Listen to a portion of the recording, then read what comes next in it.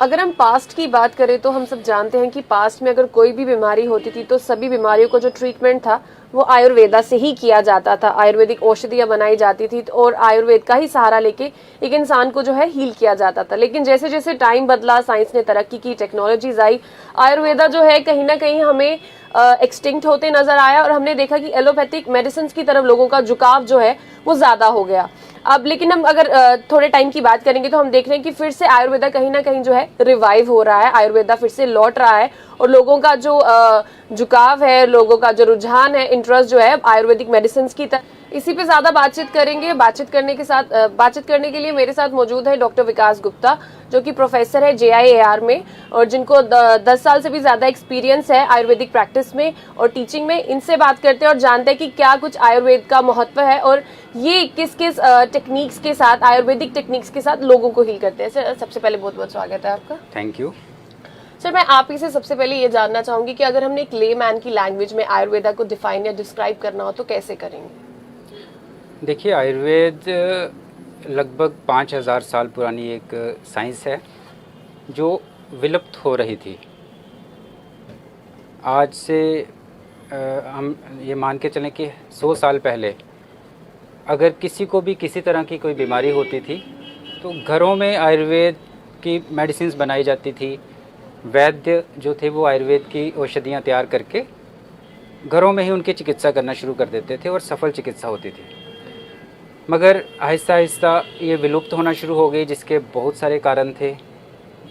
उनमें से कुछ गवर्नमेंट की का रुझान नहीं होना इस तरफ, वो भी एक रीज़न था। मगर अब हम देख रहे हैं कि एज एन आयुर्वेदिक प्रैक्टिशनर हम बहुत खुश हैं कि इस समय आयुर्वेद की तरफ गवर्नमेंट का बहुत रुझान है। बहुत सारे रिसर्च इंस्टीट्यूट्स पूरे इंडिया में खुल रहे हैं आयुर्वेद के, जिसकी वजह से आयुर्वेद फिर से अपनी पुरानी पोजीशन पे आ रहा है और लोग इसका भरपूर फ़ायदा ले रहे हैं। जैसे कि आज के टाइम पे आप जानते हैं, कोविड एक पूरी दुनिया के लिए एक समस्या बनी हुई है। कोविड का कोई इलाज नहीं है, कोरोना वायरस की कोई ट्रीटमेंट नहीं है। वैक्सीनेशन बहुत हद तक कारगर हो रही है, बहुत अच्छे तरीके से। जैसे इंडिया ने भी वैक्सीनेशन के तरफ बहुत ज़्यादा अच्छे तरीके से काम किया और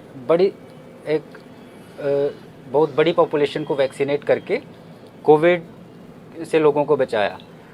और इस टाइम पे इम्यून सिस्टम को बूस्ट करना, ये सबसे बड़ी बात साइंटिस्ट ने बताई कि कोविड से अगर लड़ना है तो हमारा इम्यून सिस्टम अच्छा होना चाहिए। और इसमें एक ही ऐसी साइंस थी जो सबसे ज़्यादा योगदान दे सकी, वो थी आयुर्वेद। आयुर्वेद में आपने इस कोविड के टाइम पे देखा होगा, आयुष क्वाथ, जो गवर्नमेंट ने एक एडवाइजरी भी जारी की थी कि आयुष क्वाथ की हेल्प से आप इम्यून सिस्टम को बढ़ा सकते हैं, इम्यून सिस्टम को ठीक रख सकते हैं, जो कोविड की कॉम्प्लिकेशन से बचाने में हेल्प करेगा। तो हम ये कह सकते हैं कि लोगों का रुझान भी आज के टाइम पे आयुर्वेद की तरफ बहुत बढ़ रहा है। हमारे पास बहुत सारे ऐसे पेशेंट्स आते हैं जिनको आज से कुछ साल पहले तक पता भी नहीं होता था कि क्रोनिक कंडीशंस जैसे osteoarthritis, rheumatoid arthritis, gout, depression, anxiety, कि इनका इलाज आयुर्वेद में होता है। मगर जैसे जैसे लोगों का रुझान बढ़ रहा है, जैसे जैसे आयुर्वेद में रिसर्चेस हो रही हैं, लोगों को अवेयरनेस भी हो रही है और इस तरफ लोग वापस आना शुरू हो गए हैं। अगर हम बात करें अब की, तो प्रेजेंट सिनेरियो जो है वो आयुर्वेद का वो क्या है? देखिए, इस टाइम पे आयुर्वेद में रिसर्चेस होना शुरू हो गई हैं। ऐसी ऐसी डिजीज़, ऐसी क्रोनिक कंडीशंस जिनके लिए पहले पूरी तरह से एलोपैथिक मेडिसिन पे डिपेंड होना पड़ता था।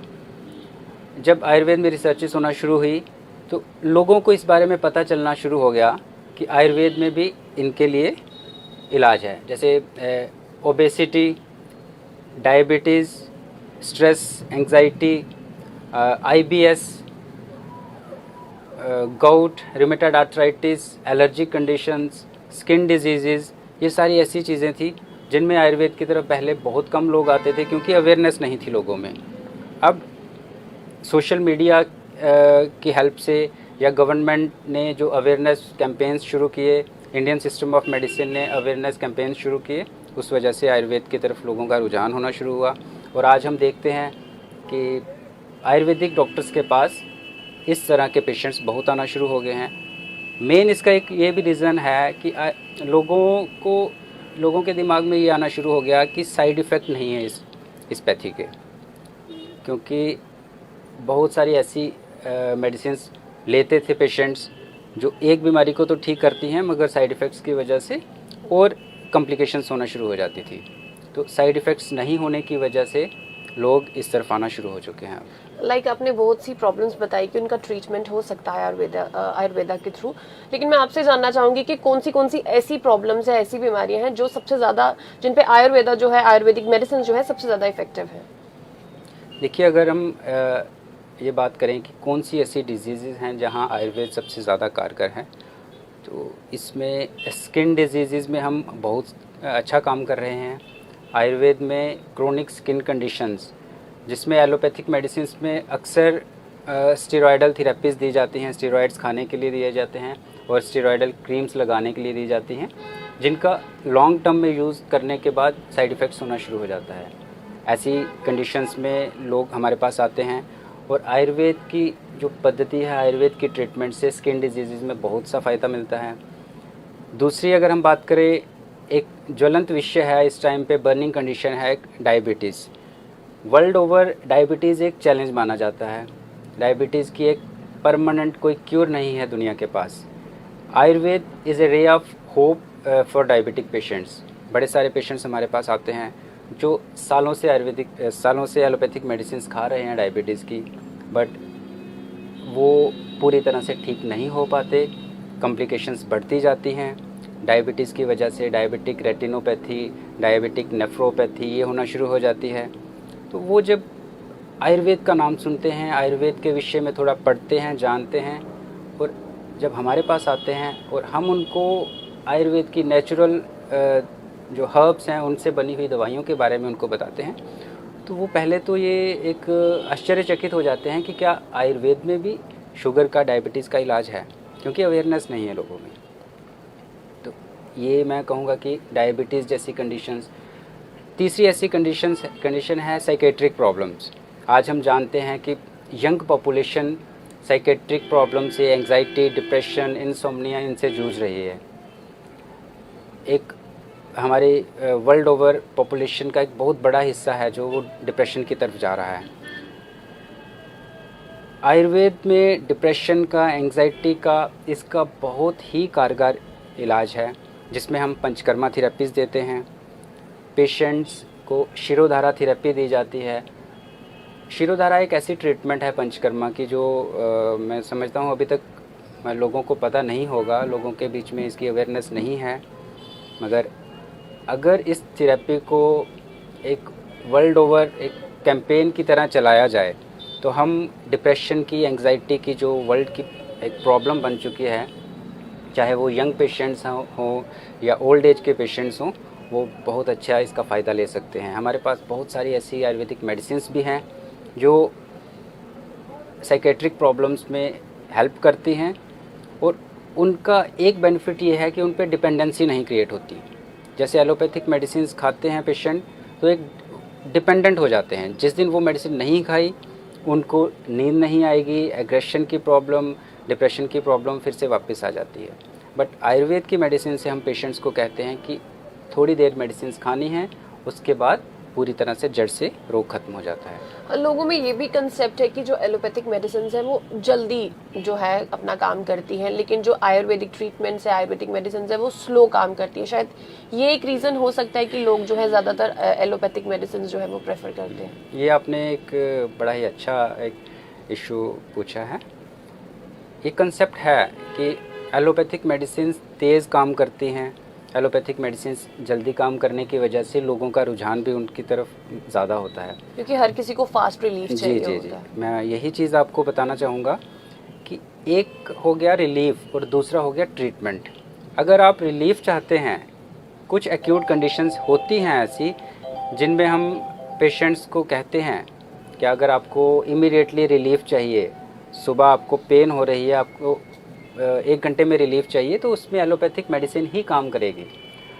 तो रिलीफ के लिए तो आप एलोपैथिक मेडिसिन की तरफ जा सकते हैं, but if you want to cure the disease, if you want the treatment, आपको आयुर्वेद के अलावा कहीं पर भी ट्रीटमेंट नहीं मिलेगा। एग्जाम्पल के तौर पे मैं आपको बताऊं कि ऑस्टियोआर्थराइटिस, जैसे जैसे इंसान की एज होती है, ऑस्टियोआर्थराइटिस एक ऐसी कंडीशन है जिससे मेल्स फीमेल्स ओल्ड एज में अक्सर इसके पेशेंट्स हमें मिलते हैं। पेशेंट्स आते हैं कि डॉक्टर साहब 10 साल हो गया हमें एलोपैथिक मेडिसिन खाते, एलोपैथिक डॉक्टर्स के पास जाते हुए। हम जिस दिन मेडिसिन खा लेते हैं उस दिन तो चल लेते हैं, अगर एक दिन भी हम मेडिसिन ना खाएं तो कंडीशन वहीं पहुंच जाती है, घुटने हमारे ख़राब हो रहे हैं, अब हमें डॉक्टर्स ने नी रिप्लेसमेंट के लिए बोल दिया है या ऑपरेशन के लिए बोल दिया है। तो ये ऐसी कंडीशंस हैं जिनमें हम कह सकते हैं कि रिलीफ के लिए तो आप एलोपैथिक मेडिसिन ले लो, बट अगर ट्रीटमेंट करना है तो शुरुआत से ही, जैसे ही आपको बीमारी का पता चले, आयुर्वेद की तरफ आ जाना चाहिए। ये बात सत्य है कि समय चाहिए आयुर्वेदिक मेडिसिन से ठीक होने के लिए, मगर समय के साथ, टाइम के साथ वो ट्रीटमेंट इस तरह से काम करती है कि बीमारी जड़ से ख़त्म हो जाती है।